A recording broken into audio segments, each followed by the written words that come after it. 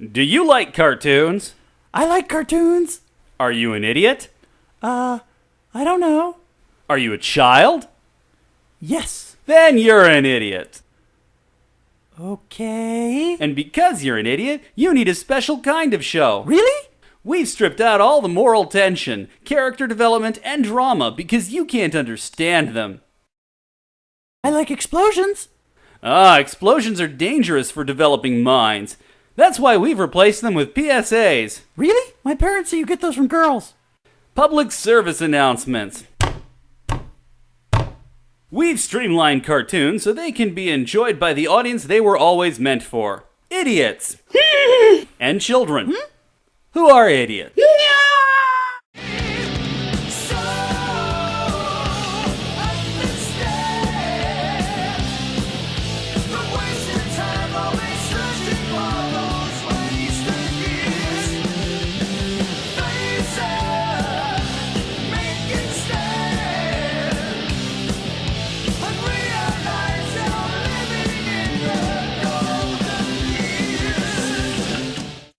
Thankfully, it's better these days.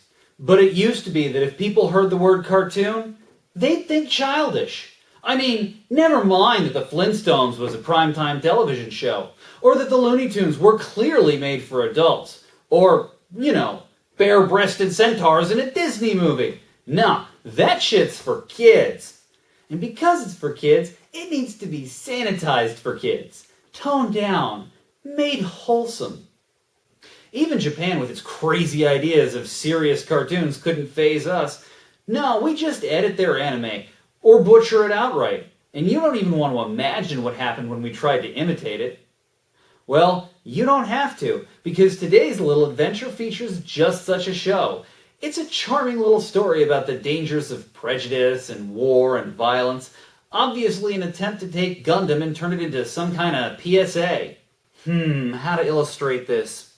I want to play a little game. A drinking game, that is. I'm going to take a shot every time the show wimps out on us, hits us with something cheesy, or injects a cheap moral message. Are you ready? Here we go. It's the future, and humanity has colonized the solar system, in part because they genetically engineered an intelligent species called Neo-Sapiens to act as slave labor. Aha! First point. This is obviously some overused story about the Neos throwing off their chains and fighting for their freedom. Oh wait, they tried that already. And they lost. The Terrans managed to invent a new technology called exosuits that amplified their power and fighting ability so that they could match the Neos. Okay, but that changes nothing, because in victory the Terrans obviously decided to slaughter them all. Or give them Mars for their troubles. Well, okay, but Mars is still a pretty shitty planet, and at the beginning of the series, the Neos are still struggling under the weight of oppression and distrust. Or rather pretending to, since they've secretly been building an armada which they use to subjugate the inner planets and throw all the Terrans into labor camps, and damn it, I'm still sober! And did I mention that the leader of the first rebellion, Marsala, is now a member of the Terran resistance?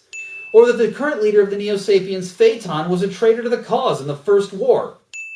I got a bad feeling about this.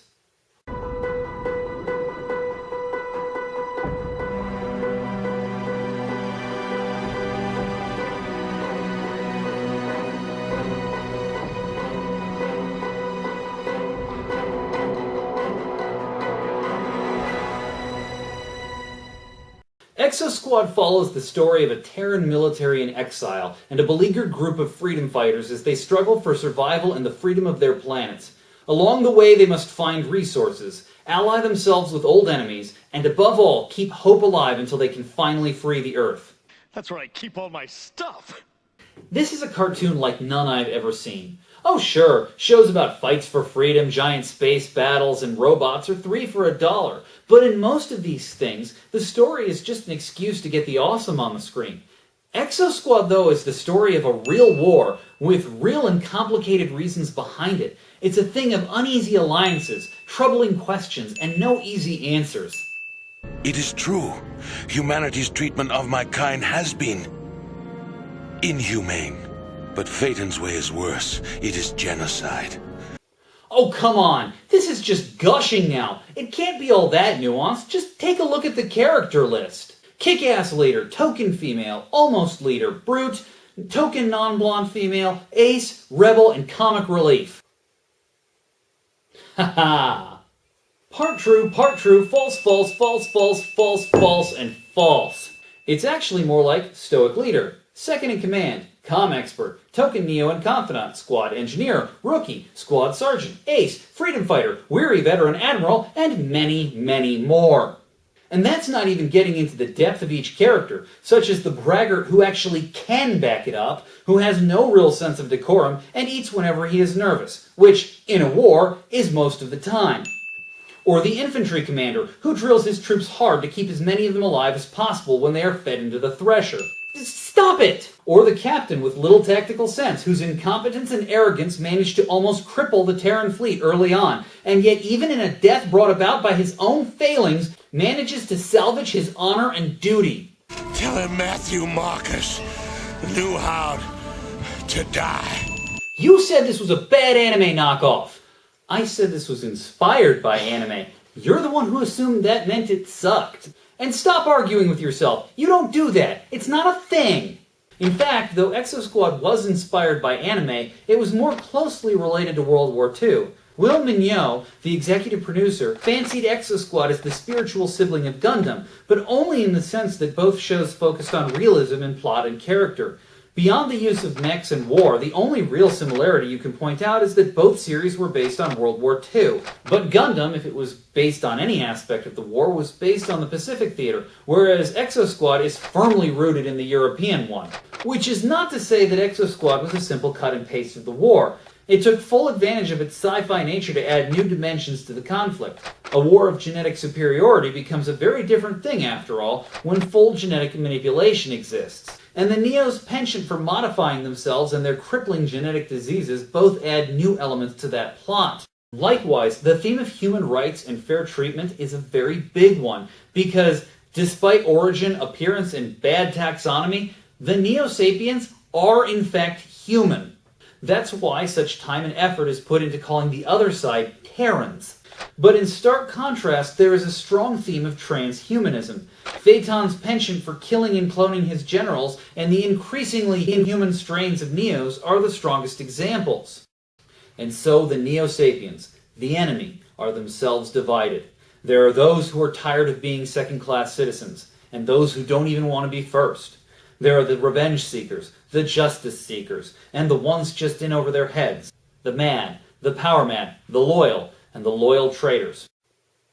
I'm never going to be drunk again, am I? No, I refuse to accept this. There's got to be some bit of cheese somewhere, some executive meddling, a trite moral message, something. All right, hold on, think. I got this. Right. The child scouts on Mars. Could have been a good idea. Ended up trite. And the Pirate Alliance functions way too smoothly, especially after the pirates' main demand can no longer be met. And that was supposed to be based on the alliance between Russia and the West during World War II. So that's a bit of a break, isn't it? And oh right, the big one. They were going to kill a major character off after the Mars arc, but Universal got squeamish and put the kibosh on it. Now that is the kind of executive meddling I can get behind. Oh wait, they just ended up killing him off a couple of episodes later. And they did bring him back, I guess, but that was because of a storyline idea. It wasn't because of anything Universal said. On a more technical level, the animation was a bit of a mixed bag. Sometimes it could be really good. Other times it seemed almost stock. And the clearly identifiable characters and E-frames make it obvious that toy sales were a big consideration. But the attention they paid to making the future look like the future is impressive. And then there are the scenes like this, where a character evades fire by diving underwater. Whether it's misplaced attention to detail, or they actually consider that some kinds of laser could potentially agitate water molecules, it shows a level of effort you don't ordinarily see in shows of this kind. This is Charles McKenna. This is Charles McKenna. Can't stand that guy. Exosquad had 2 amazing seasons, and they were setting up for a third when the show was canceled. Now, fortunately for us, the entirety of the Neo-Sapien War takes place within those first 2 seasons, so we aren't left hanging. Unfortunately, the unfulfilled plot threads give this ending a rushed and unfinished feel.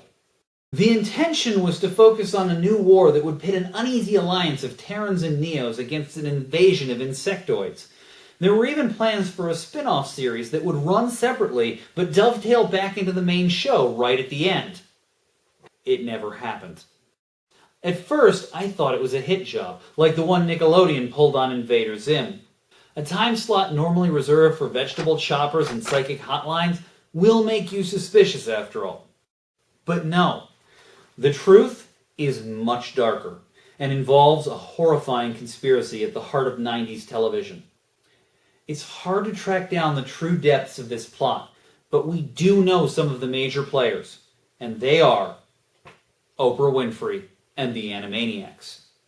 I am dead serious. I haven't been drinking enough to make this kind of stuff up.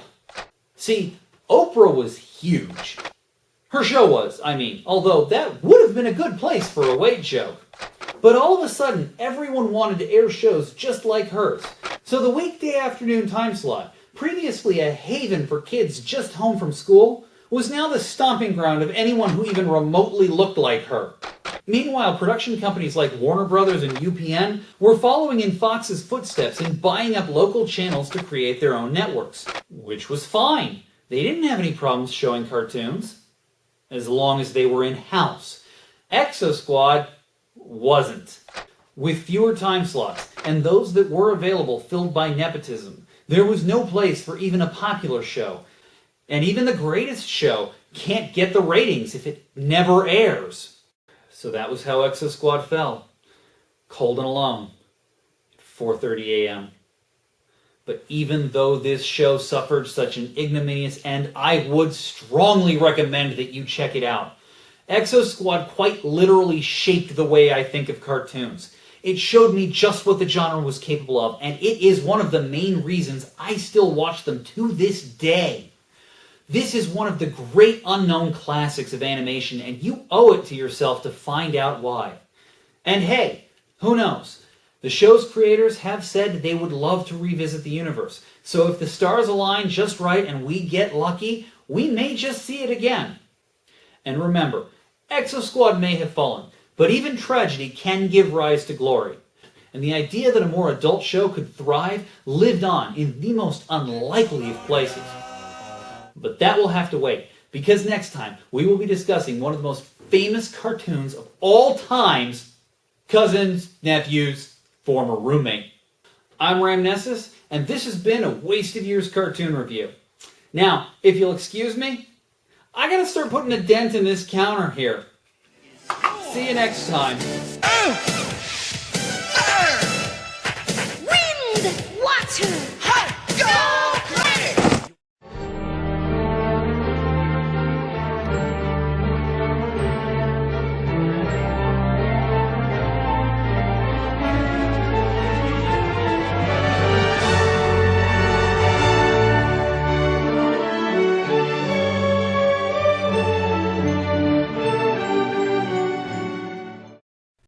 Do you like cartoons? Yes, I do. Are you an idiot? No. Wow. I didn't expect to get that answer. You don't say. You don't want to say you're an idiot just so we can continue with the skit? No? Oh well.